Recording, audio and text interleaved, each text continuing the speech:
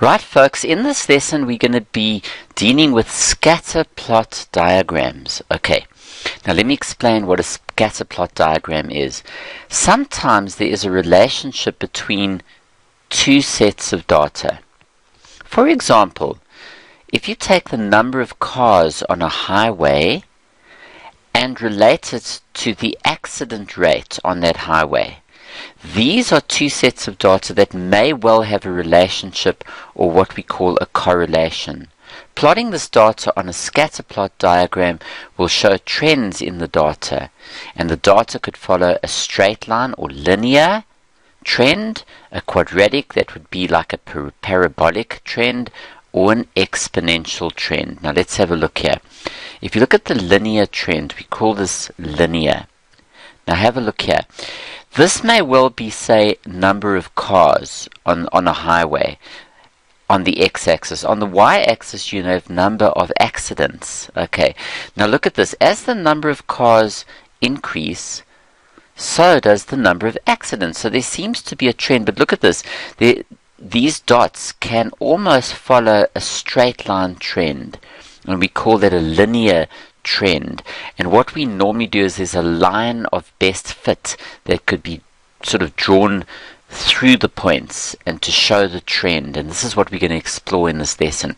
Look at the quadratic trend. Okay, this is called a quadratic or a trend. It looks like a parabola.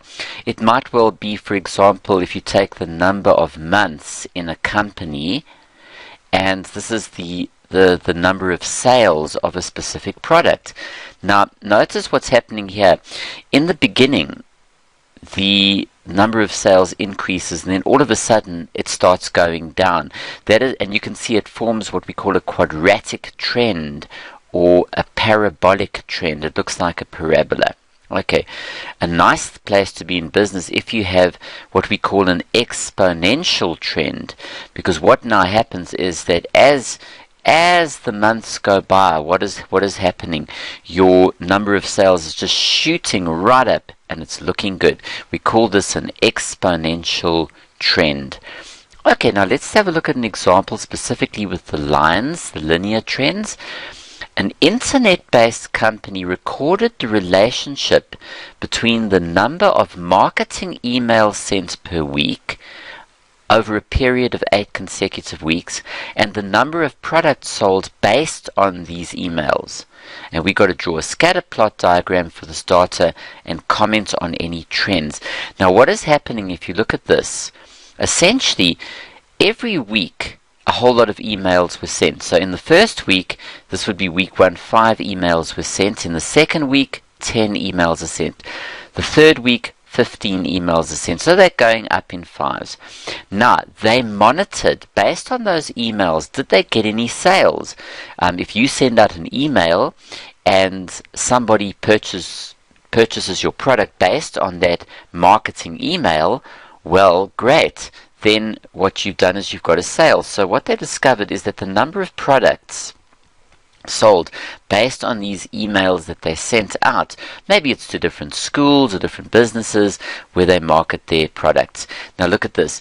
The number of emails would be 5, and the products based are sold on the basis of those 5 emails is 20. So we can represent this on a scatter plot. Now, the number of emails sent can be represented on the x-axis, and on the y-axis would be the number of products sold. So for 5 emails sent, 20 products are sold. So there we can put a little dot there. Okay, that's our first dot. Now, let's have a look here. The number of emails sent in the second week is 10, and they got 23 sales of products. 23 products were sold. So it's 10, 23. So we go up here, 1, 2, 3. It's about there. Okay, let's put a little dot there. Okay, what about the 15 emails? Well, for 15 emails, based on those 15 emails in that third week, 25 products were sold. So it's looking good. So 15 goes with 25. So it looks like it's a straight line. Okay, let's have a look at it. When it got to week 4, 20 emails were sent out, marketing emails, and look at the 65 products were sold. That's a good week. Okay, so for 20 we shoot right up to 65. What a pleasure. Now let's go for the next one. What about 25 emails? Then they had 30 products sold, so 25 would be up to 30 there. Now we're back down to the trend, which looks like a straight line. Okay, then we've got, let's go to 30. For 30, we've got 40. So 30, we've got 40 emails there. It's a little bit off, but it's fine.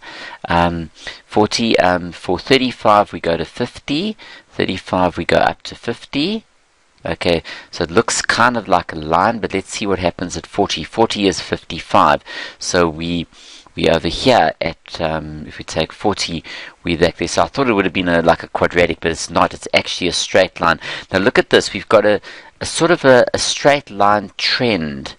Okay, if that dot at 40 was sort of more around here, it would be more exponential or quadratic. But because it's gone a bit across here at 40, we've got a linear trend. Now this guy up here is referred to as an outlier, because when you consider what an outlier is, it's really it's way out compared to the others. And what this outlier probably is telling us that what happened was that due to a high demand in that week, when 20 emails were sent out, possibly in that week, they had a massive demand for that product, and so they sold 65. But it's not the general trend, and that's important in business, to establish a trend. When you get an outlier, it doesn't mean that you're automatically going to have major success all the time. So the outliers we've got to be very careful with.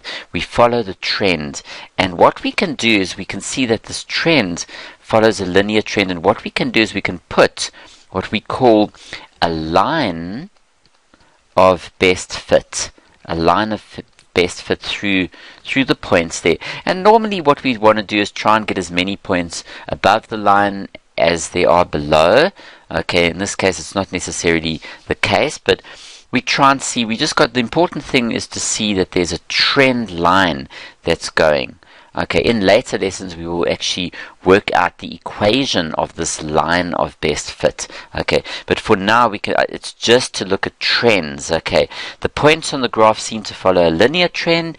We can draw the line of best fit, which helps us to predict future value. So as you extend the line, you can start predicting what your sales will be as the weeks go on.